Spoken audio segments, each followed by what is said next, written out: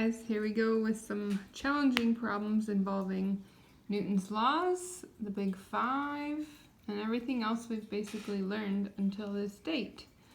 So it is going to be challenging. I have listed a few tips there for you to read in order to reference while you're solving these problems.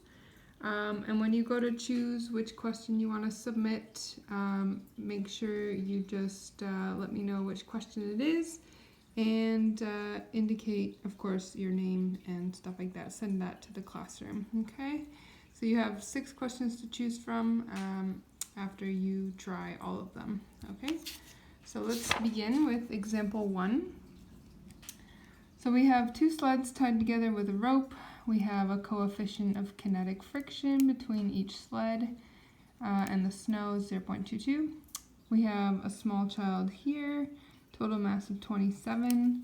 So we'll put mass of child 1, 27 kilograms. And the larger child is 38 kilograms. Okay, that's the child and the sled together. So total mass then would be about 65 kilograms. Okay.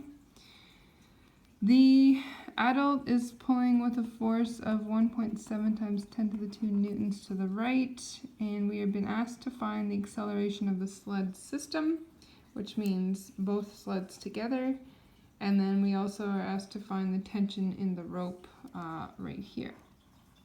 Okay. So we have to choose the system based on what the question's asking. And so for part A, we're going to use the entire sled system as our system. And then for part B, we're going to choose one or the other child because the tension acts on each sled separately. Okay, so let's start this out. We write out our givens and our convention as usual. We don't have any events here to state because it doesn't give us information at different parts in the situation. So we're going to go ahead and move on from this. So for part A, our system is going to be the 2 children on sleds. So when we draw our interaction diagram, we can go like this. So the kids are being pulled, well, you could call that a tension force as well, it doesn't matter. But the adult is pulling on the kids. Normal force, friction force with the snow. And then, of course, gravity. So even though they're 2 separate things, we're going to choose them as a system together and draw our force diagram based on this. Our normal force and our gravitational force, of course, are balanced. Now we know that the gravitational force would be, the gravity on both children, both sleds together, so it's the total mass. We have an applied force going to the right, and we have a friction force, and because they're moving, we're going to call this a kinetic friction force. And this system is accelerating to the right. Okay. For part B, because we're looking at the tension force, when we draw the system of the 2 kids together, we don't have tension involved. That's because the tension acts backwards on this kid here, but forwards on this kid here. So they end up canceling out for the system. They become sort of internal forces, and because they're equal in opposite direction as my third law pair, they cancel out and they don't affect the overall system of the 2 kids. But for part B, when we're asked to find the tension in the rope, we have to look at one kid at a time, or just one kid, because if you're to draw their force diagram, they will have tension force in their force diagram. So let's look at this. So let's just pick one of the 2 kids, let's say sled 2, to find tension. Okay, so if we draw our system like this, so sled 2. If we draw our interaction diagram here, we have our normal force, friction force with the snow, our gravitational force with our ground, and the tension force, okay? And that's attached to sled 1. So now when you draw the force diagram, Fn, Fg, Ft, which is responsible essentially for pulling on sled 2, and then our kinetic friction force. So we already know that one of those tips was that if both of the kids are accelerating, then that means each of the kids is accelerating. So this whole, this system on its own is also accelerating at the same rate. Okay, so we've sort of set up our problem for A and B. We're going to set up our convention. And let's write out our word description. So the kids, the system of two kids, that accelerates together.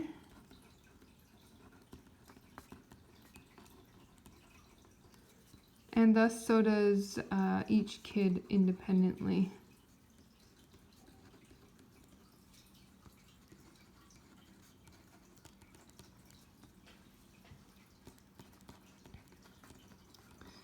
And then we have to state our y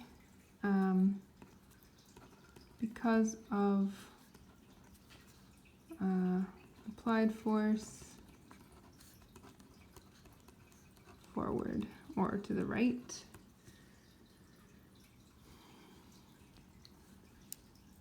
The rope, the adult pulls on the rope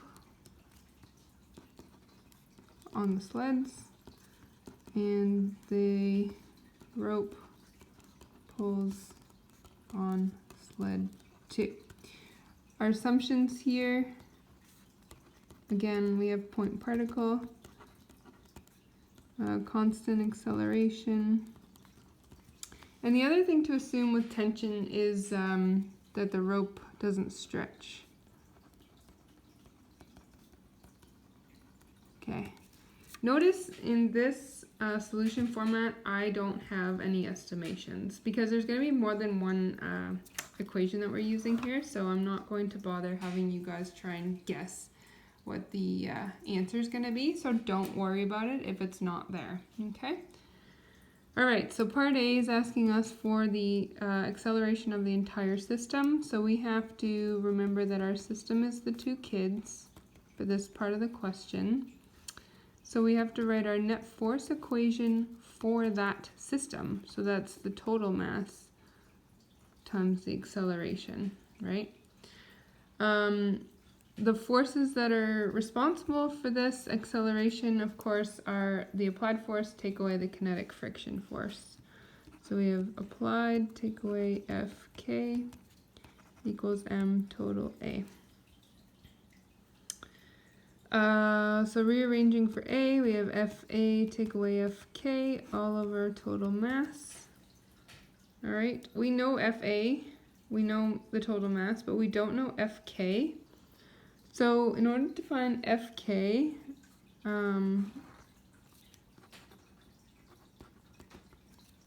the kinetic friction is equal to mu k times Fn. That's from last day.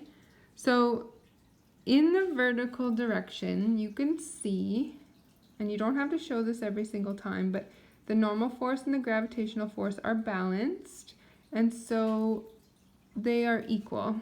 Okay, so we can go immediately mu k Fg. Okay, this is just the magnitude, and Fg equals mg, so we can just go mu k mg. So we're going to go 0.22 times the total mass, 65 kilograms. So this accounts for both frictions, or the friction on both kids, I guess. And that becomes 140.283 newtons, keeping a couple of extra decimal places for our friction. And now we can sub that into here and solve for our acceleration.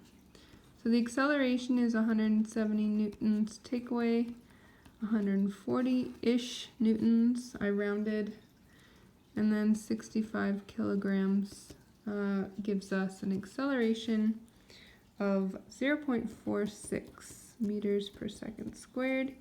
And everything's going to the right, so I could say that that is to the right. And then, of course, write your therefore statement according to the question. Just for space's sake, I'm going to move on to part B. So the acceleration of the system is 0.46 meters per second squared. Now I can move on to part B, which is asking us for the tension in the rope. So for part B, we switched our system to just one sled because that'll isolate tension force. So we're going to write the net force equation for sled 2, right? Sled 2 is Ft take away Fk, and that's just the friction force on sled 2. And then this is the mass of kid 2 times their acceleration. And so when we rearrange this part of the equation, we get Fk plus mass 2 times A. So Fk is mu k Fn plus mass 2A. And then now we need Fn. So Fn, again, this is just for sled 2, Fn is equal to Fg. Because those forces are balanced, and in often cases on horizontal situations where there's no additional forces, Fn will equal Fg, which we then can replace with mg. Carefully remembering that this is just mass 2. Subbing in all of our numbers, mass 2 was 38 kilograms, 9.81 plus 38 times A. So we know that both kids are accelerating at the same rate as the entire system, so we can just plug in 0.46 meters per second squared. Sorry, I got a little squish there. And then we get a tension force, so if we plug that all into our calculator, we end up with about 99 newtons. Usually questions ask for the magnitude of the tension force, so we're just going to use the magnitude of the tension force here. So the tension is 90 newtons. Okay, so if you were to use like sled 1 instead of sled 2, it would have been solved the same way and you'll get the same answer of 99 newtons because that tension on sled 1 is the same, equal and opposite direction as the tension on sled 2. That's our third law pair. So we see a whole bunch of things come together here. We see IDs and FDs giving us our F net equations. We have to utilize our idea of friction to plug in and solve for the unknown quantity. We've chosen two different systems here, okay, just to solve for our desired quantities. And so this is going to take a bit of practice to get used to, but these are more challenging questions, so that is expected. Okay? All right.